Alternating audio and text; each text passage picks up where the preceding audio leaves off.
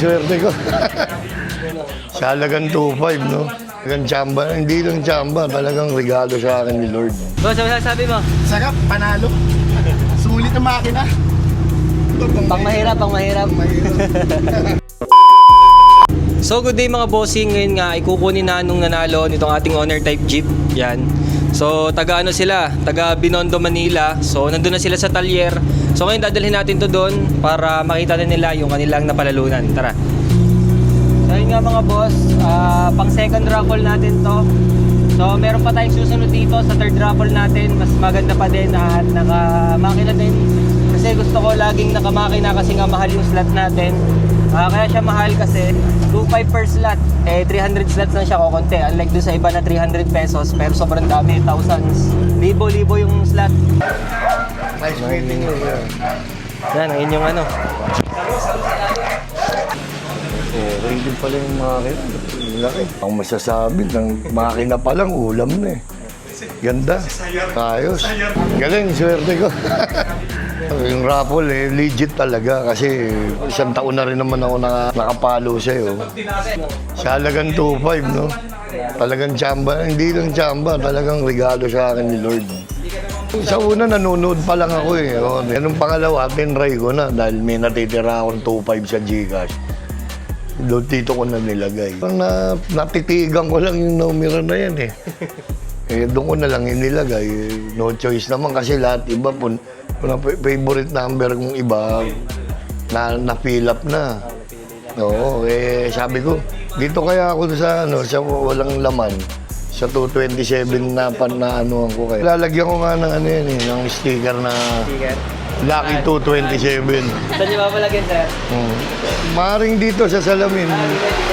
Oo, dyan. Actually, nung sa live, na-late ako ng pasok nung live mo. Nakita ko na lang, konti na lang yung bola. Nung nakita ko yung konti na lang ang bola, nag-comment na ako sa inyo na kung yung 227, nabunot na para makalipat na ako ng ibang Nag-comment ako na kung nabunot na ako dahil para hindi na ako tumuloy dun sa dahil alam ko talo na ako. Nabunot na. Oo. Wala na, di mo. Oo.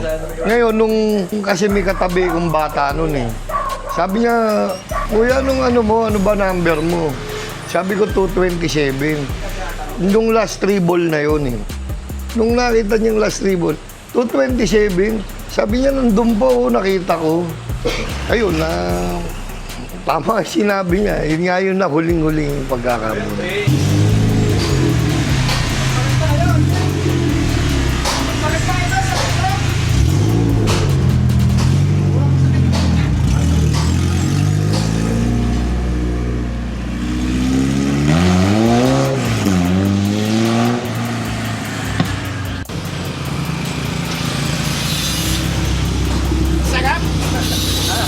Boss, ano sasabi mo?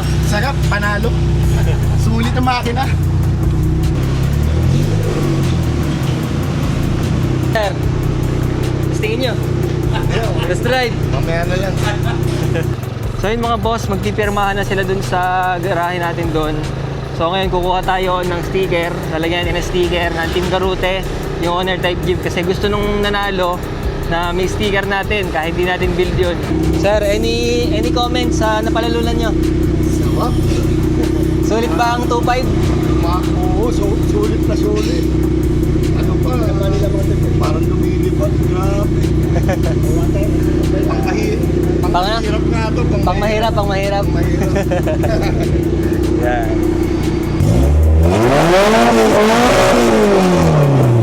Ayan, Sir EJ, anong masasabi mo sa yung owner? Goodbye. Nakakayak.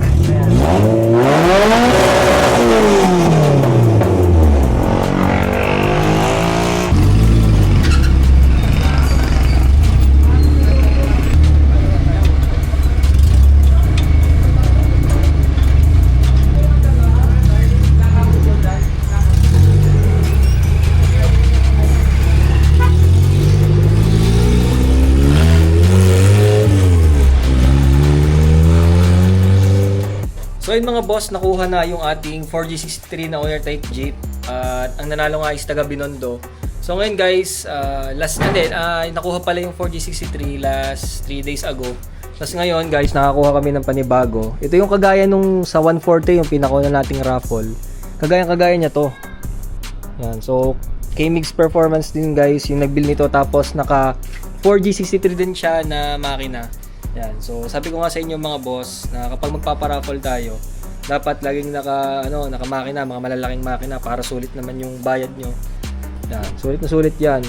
So, naka din siya, naka Raiden Hero na gulong, tapos naka Atara mags, yan, tapos naka bride seats, tapos naka gauges, accessories, yan lahat.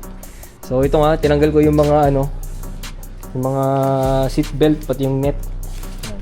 So, ito nga guys, ang sunod natin ipaparaffle sa third raffle natin.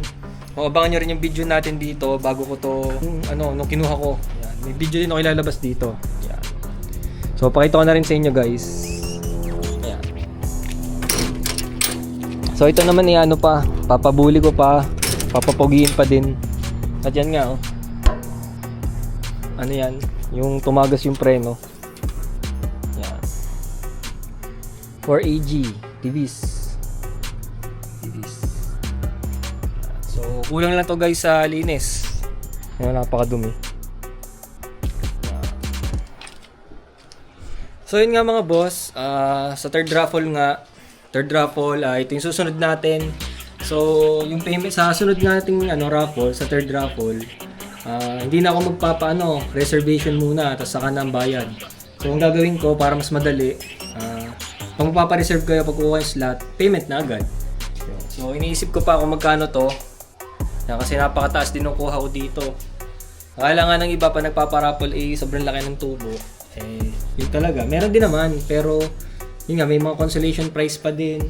Kasi ayusin pa yung unit, hindi naman ganun basta-basta na porket magparaffle ganyan na. So hindi ganun, dapat ayos din yung unit na ipaparaffle. So yun mga boss, dito ang tatapusin ng vlog ko. So thank you for watching. Don't forget to like, comment, share, and subscribe.